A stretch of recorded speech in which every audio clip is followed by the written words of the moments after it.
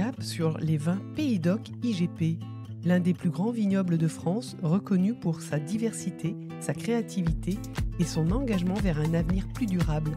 Avec plus de 58 cépages autorisés, les vignerons et négociants des Pays d'Oc réinventent le vin avec audace entre tradition et innovation. C'est une dénomination qui bouge, qui ose et qui s'engage avec des pratiques RSE concrètes. Viticulture responsable, réduction de l'empreinte carbone, action sociétale. Des vins accessibles, gourmands, modernes qui séduisent aussi bien en France qu'à l'international.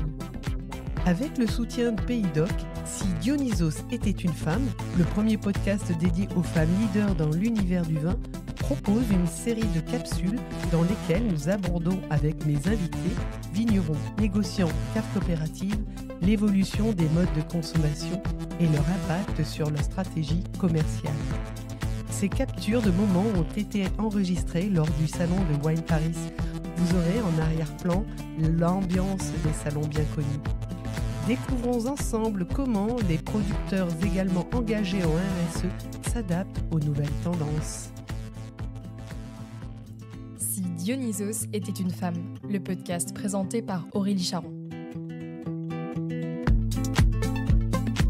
Bonjour, je suis Carole Frélin, directrice de la société Jacques Frélin Vignoble. Nous sommes producteurs et négociants bio basés dans le Languedoc. Donc Jacques Frélin Vignoble, c'est une entreprise familiale qui a été fondée en 1983 par mon père.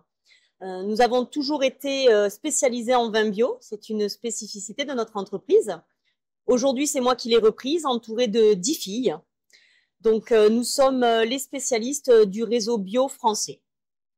Alors, comment vous vous positionnez sur le marché entre la France et l'export ?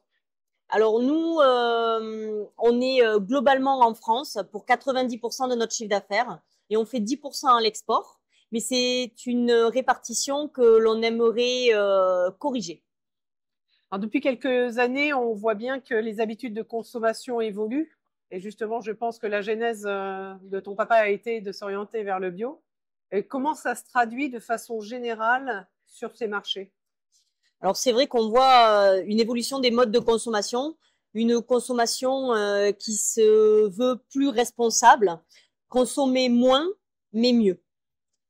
Est-ce que ça influence également vos choix stratégiques là, sur l'avenir? Bien sûr, on n'a pas le choix que de s'intéresser à ces nouveaux modes de consommation, sinon on va rester sur nos positions et on va perdre notre place sur le marché. L'interprofession des Pays d'Oc propose beaucoup de dispositifs pour accompagner les producteurs justement dans cette orientation et question de RSE, durabilité. Est-ce que l'entreprise Jacques Frélin a bénéficié de ces dispositifs et si oui, lesquels? Par contre, nous, ils sont très utiles dans les conseils sur les démarches que l'on réalise, sur les aides que l'on peut obtenir, sur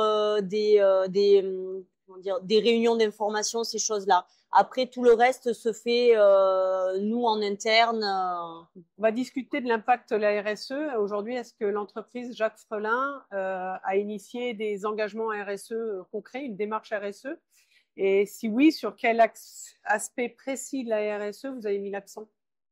Ok. Alors, nous, on a une position un peu particulière par rapport à ça, puisqu'on est dans le bio depuis plus de 40 ans. C'est vrai que nos clients ne nous font pas forcément de demandes sur des labellisations quelconques, puisqu'en fait, on a une certaine reconnaissance déjà là-dedans.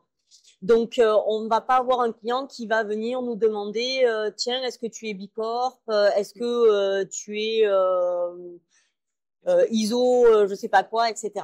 Donc, on n'a pas fait de certification officielle.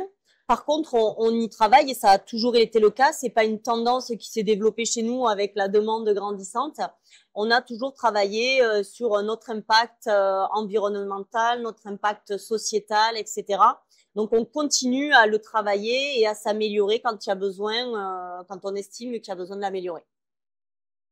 Et du coup, est-ce que l'entreprise Jacques Frélin sent, est-ce que tu sens, toi, une vraie évolution de la demande vers des vins engagés, plus en France, plus ou à l'export? Alors oui, on le ressent. Hein. La question vient toujours, que ce soit en France ou à l'export, même si à l'export, on n'est pas très représentatif, puisque comme je vous l'ai dit, c'est une petite partie de notre chiffre d'affaires. Mais la question est toujours là pour savoir quel type de bouteille on va utiliser, si c'est de la bouteille allégée, ou en France, par exemple, on a relancé les bouteilles lavées. Réemployées, exactement. Donc ça, c'est important. Quel type de papier on va utiliser, quel type de colle, si les vins sont bio, bon, chez nous, ça va avec. C'est une évidence, exactement. Mais oui, la question vient très souvent maintenant dans les discussions avec les clients. Donc, en fait, les clients aujourd'hui n'ont pas forcément une demande de label, tu dis, donc d'engagement spécifique, pas du tout. Mais par contre, c'est plutôt sur une vision globale. Oui. Que là, en tout cas, sur une philosophie d'entreprise ou oui. En tout cas, auprès de nous qui sommes déjà engagés dans la bio, c'est vrai que ils nous demandent pas une certification spécifique.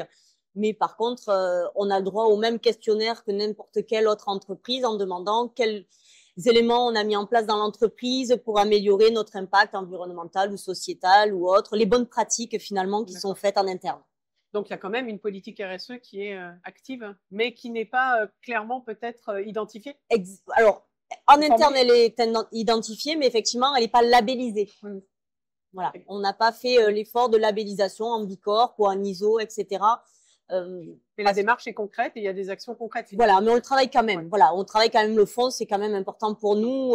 Oui, la politique RSE est actée et mise en place. Exactement. C'est vrai qu'on n'est pas forcément obligé d'être labellisé non plus pour déclarer ses bonnes vertus. Exactement.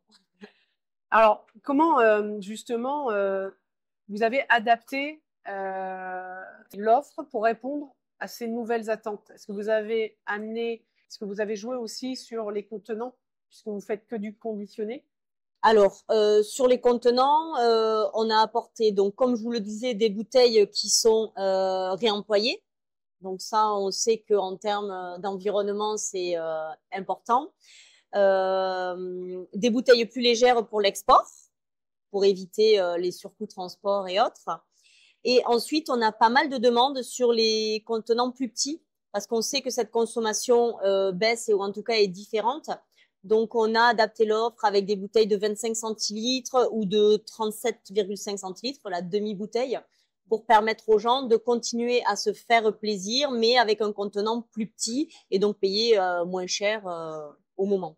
D'accord. Et les bag-in-box ou canettes, est-ce que ce sont des orientations On reste plutôt bouteille. Je vais vous dire pourquoi. Le bag-in-box a eu un super essor, notamment au moment du Covid.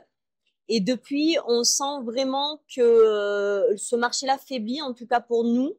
On se rend compte quand même que le prix d'achat au moment de l'achat est bien plus élevé que le coût d'une bouteille, même si au litre il y a un avantage au final. Au moment de sortir, je sais pas, 25 €, ça paraît beaucoup, ce qui est tout à fait normal.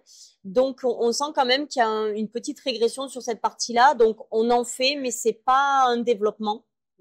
Et la partie canette, on a des demandes, on n'a pas encore passé le pas. D'accord. Ça sera peut-être la piste à suivre. On se ferme pas à ça. Si on veut continuer à grandir sur le marché du vin, il faut qu'on s'adapte, il faut qu'on innove, il faut qu'on suive les tendances. Donc, si un jour on doit passer sur un conditionnement canette, on le fera sans problème. On parle beaucoup du changement du rapport au vin, hein, des jeunes consommateurs. Ils sont beaucoup moins attachés aux traditions que nous, et notamment au code spécifique du vin. Comment est-ce que vous adaptez toute la communication et le marketing pour cibler les jeunes? Alors déjà, dès le départ, on va adapter les profils de vin parce qu'on sait bien que les vins tanniques, c'est pas ce que les jeunes veulent consommer. On va travailler sur de la communication auprès des vins, sur des vins qui puissent s'adapter au cocktail pour essayer de faire consommer le vin aux gens, assez jeunes. Travailler sur des étiquettes un peu plus décalées qui attirent l'œil dans le rayon. Et travailler aussi sur les réseaux sociaux, sur Instagram par exemple avec des influenceurs, ce qui ne se faisait pas du tout avant et maintenant ça fonctionne bien. Instagram ou TikTok. Alors TikTok on n'a pas passé le pas, mais je sais que ça se fait dans le monde du vin. Et voilà, pour aller chercher cette nouvelle clientèle et leur donner envie de consommer le vin et de le découvrir, parce qu'en fait, certains n'ont pas eu cette éducation-là et en les amenant par les réseaux, par les cocktails, vont sûrement apprendre à découvrir le vin. Désacraliser le vin. Tout à fait. Alors, on l'a vu, hein, on en parle, le vin est en pleine mutation. Comment est-ce que toi, tu vois l'avenir du secteur? Je le vois beau et je l'espère beau. Moi, je pense que le secteur a un très bel avenir dans le sens où on va savoir s'adapter. Les jeunes vignerons ont conscience que on peut pas rester campé sur nos positions à dire le vin il doit être dégusté de cette manière-là, fait de cette manière-là, etc. Les jeunes ont l'intelligence d'aller de l'avant. On voit toutes les innovations qui sortent sur le marché du vin. Et ça, c'est ce qui va sauver la filière et qui va permettre de s'adapter en faisant 2 pas en avant, 3 pas en arrière, de s'adapter à ces nouveaux consommateurs, à ces nouvelles demandes, à ces nouveaux profils, ces nouveaux contenants un peu spécifiques, que ce soit en France ou à l'export. Voilà, ces jeunes générations sont prêtes à ça, donc aucun problème pour l'avenir. Bon, on entend bien dans ton discours qu'effectivement, tu suis les tendances pour adapter quand même à l'innovation. Et dans cette dynamique d'innovation, est-ce que il y a un type d'accompagnement qui serait utile justement à Jacques Frelin, à la société Jacques Frelin, pour vous soutenir? Pays-Doc, l'interprofession a son rôle à jouer, bien sûr. Alors déjà, pour nous dicter ces tendances, si elles n'arrivent pas toutes à nous, c'est important que eux, qui ont une vision totalement internationale, puissent nous dire, voilà, sur tel marché, on a découvert ça, etc., etc. Donc, nous amener ces tendances.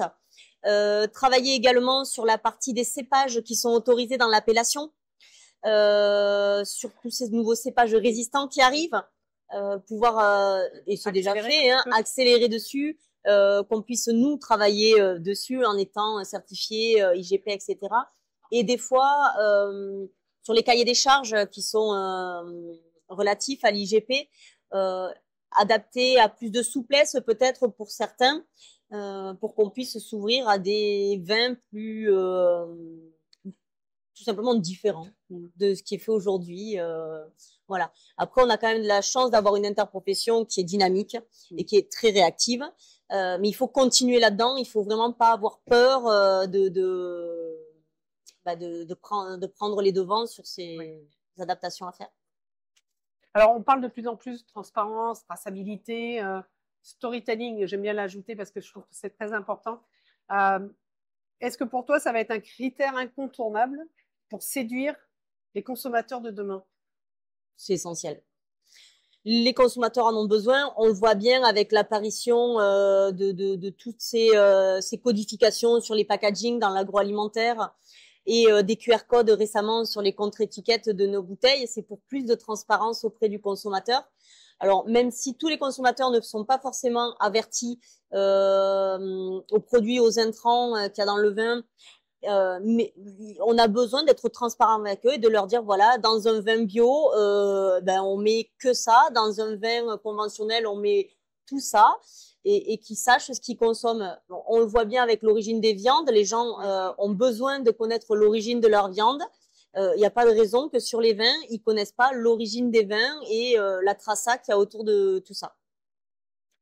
Enfin, pour terminer, si tu devais résumer en une phrase l'engagement de la RSE qui permet de répondre aux évolutions du marché, qu'est-ce que tu dirais? Alors, je dirais que les consommateurs sont de plus en plus sensibles à l'impact de leur consommation sur l'environnement. Donc, offrir des vins bio, des bouteilles réemployées, l'élimination des capsules, etc., ça répond tout à fait à cela. Bon, enfin, une dernière question qui n'est pas préparée, mais là, ça va être justement, il faut que ça vienne du cœur. Si tu devais décrire Pays-Doc à un jeune adulte qui ne connaît pas le vin et qui ne connaît pas Pays-Doc, tout au moins, en quelques phrases, en un mot, en quelques mots, qu'est-ce que tu lui dirais? Alors, je dirais que Pays-Doc, c'est une super région de production qui est très dynamique, qui est très ouverte, dans lequel on aime innover et dans laquelle on est très soutenu par l'interprofession et les interprofessions présentes sur les différentes appellations. Merci pour ton témoignage. Merci à toi. Comme toujours, je remercie mon invité pour la qualité d'échange et son authenticité. J'espère que vous avez apprécié, comme moi, les sujets abordés. N'hésitez pas à laisser vos commentaires. Alors, puisque vous avez aimé cet épisode, mettez plein d'étoiles pour plus de visibilité et partagez-le à au moins 3 personnes. Enfin, pour suivre l'actualité du podcast, Si Dionysos était une femme, à sa page LinkedIn et sur Instagram. Likez et partagez. Merci. À très vite.